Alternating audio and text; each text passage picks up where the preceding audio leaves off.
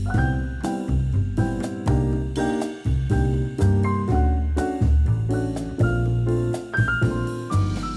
everyone, welcome to day 17, and we already have 8 days of flowers, 8 days of girls with flower crowns, and we're going to start a new spread today. So the idea I had for this spread is Ikebana. I have been to an exhibition many years ago and actually was on a holiday in Cyprus, out of all places, but it was such a beautiful and captivating exhibition where I can remember some of those Ikebana arrangements to this day. So the Japanese art of creating bouquets is very different to kind of how commonly bouquets are put together. They tend to have like a little vase or a little plate or a dish with kind of the main bottom base, and then certain twigs or leaves or branches are then cascading up from that, and I really love that concept. So today I'm going to be just taking and pulling some inspiration from the style of the Ikebana bouquets.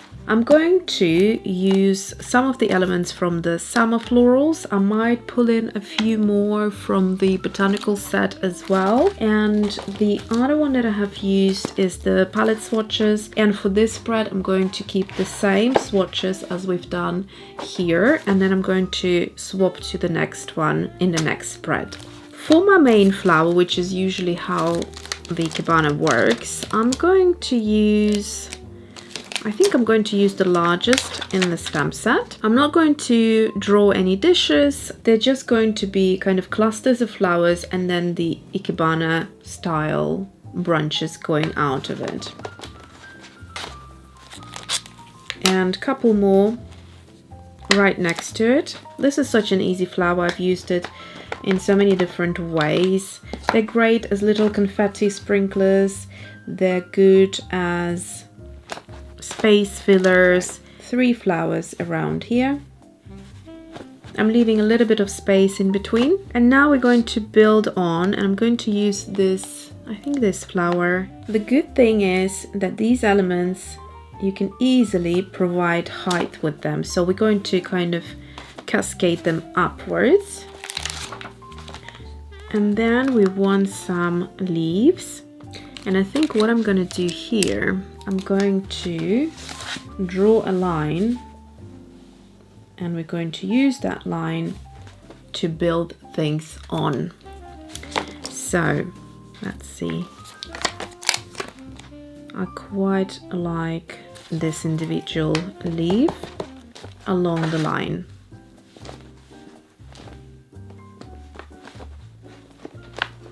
And I might add another one here, just to give it some more volume. You will see that we don't have much going on here, so I think I'll just add one more.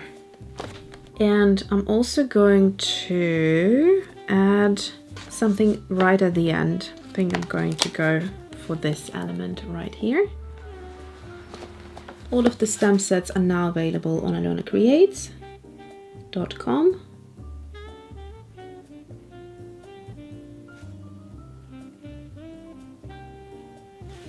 So now let's just line out all of these elements. I'm using a 01 waterproof fine liner. This one is Staedtler, but there are so many good brands like the Unipoint, and there are some by Derwent.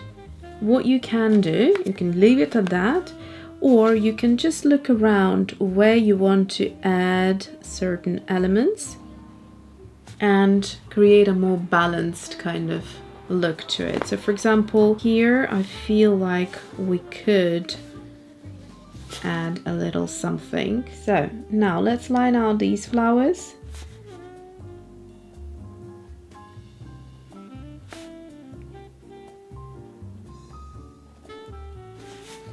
And we're also going to line out these dainty little flowers.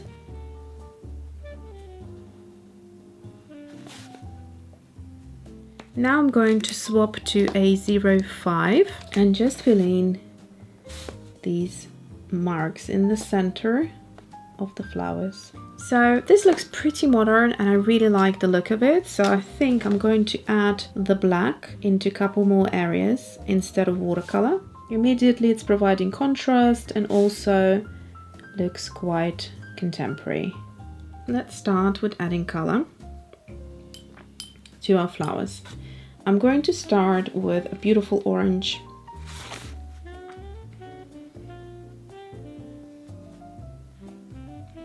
And just use the same color throughout all three of the flowers.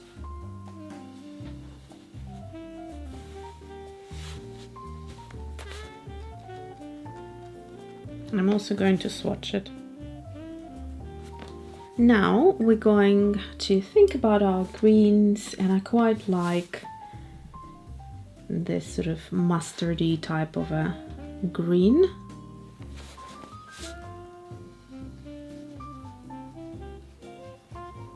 I'm going to add this color to a few leaves and then mix another green into this mustard yellow.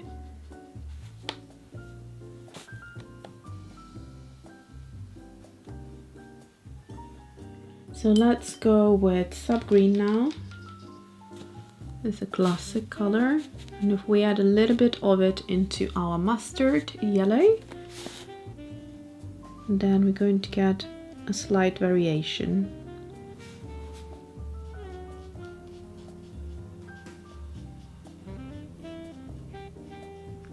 Still not too far from the color that we originally had.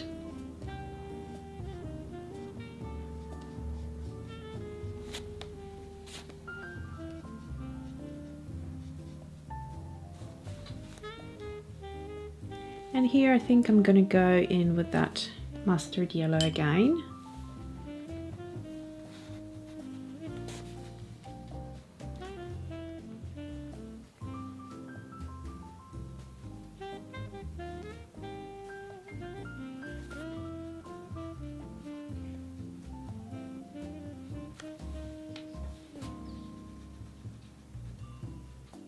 Now I want to add something quite mellow.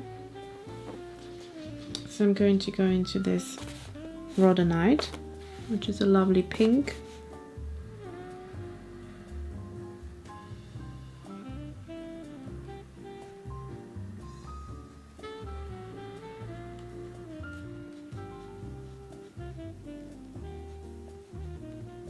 And now we have got the berries, which I might want to pull something quite dark or vibrant to have this flow. So we start from the bottom because this is where it's the most brightest, and then we go up there and we finish there. So we may want to consider a color that's not too far off but different enough. So let's think about this orange here. It's like a yellowy orange, and I think that would sit quite nicely there.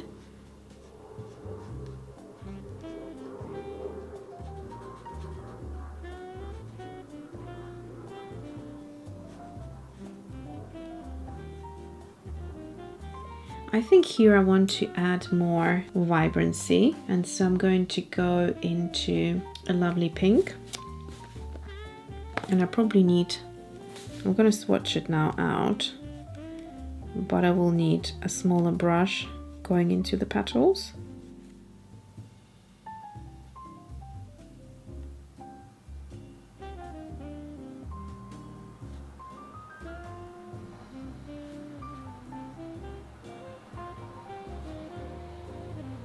Now we can go back into the rhodonite and just add a little bit of color right at the tip of the petal. It brings out definition that sometimes we can lose.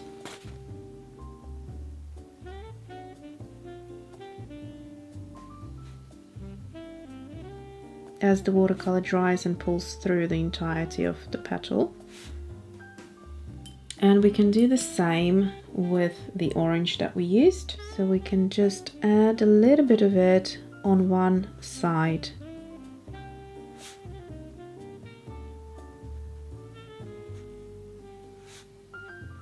Just to act as a shadow. You can soften the edge or you can leave it as it is. And we'll do the same with the berries.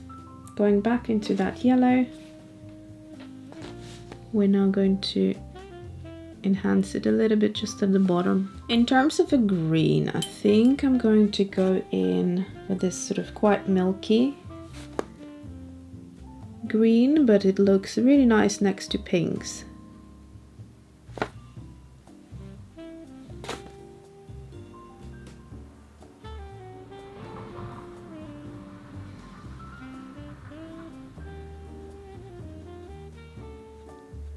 Also decided to add a little bit more definition to the orange flowers by going into a red with a really fine brush and just following the line of the center, just like that.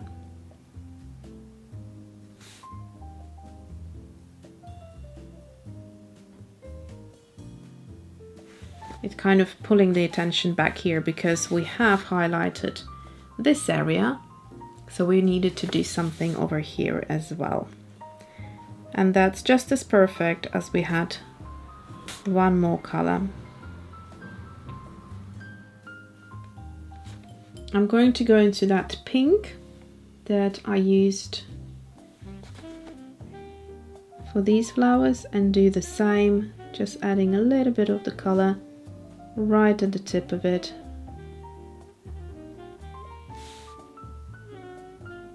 And now I want to actually go back in and add some berries here because I feel like I want to bring a bit of contrast without adding another darker green. What you can do is add a sprinkling of black berries. This step is optional, you don't need to overcomplicate anything, but I just thought I'll show you. So I'm going to use this element right here in the corner. As you can see, you can just basically use black ink. Also here is an area where I need to add a little bit of something. It's looking a little bit sparse. I'm going to start with those two and see if I want to add another one, because we can always add, but once you have done it, you can't take it away. So I'm going to line them out. Now I'm going to fill them in with black and see if we want to add any more. So I think I do want to add a few more, but this time just illustrating them by hand.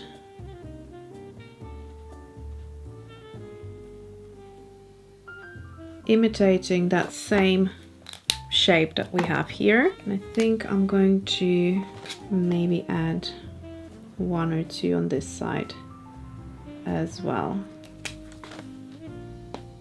So now I'm quite happy with the whole composition. So that's our Ikebana for today. Thanks for watching and I'll see you tomorrow.